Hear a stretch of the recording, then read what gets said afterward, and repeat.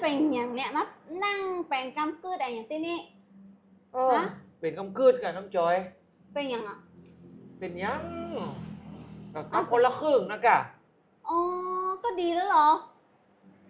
อันว่าแต่ว่าดีได้กี่ปัน ไอ้หนานกดได้2 ปัน โอ้ก็ดีแล้วเหรอ อยู่ได้เงินตัง2 ปันก่อนอ่ะ เออ มันก็ดีที่มันเอาฮือ2 ปันอ่ะฝั่งตังเปิดน่ะมันก็เอาฮือ2 ปันมันก็ดี แต่ฝั่งตังเฮานี่กะ ไม่อย่างอ่ะ น้องจอยเฮาจะเอาที่ไหนนะกะมันก็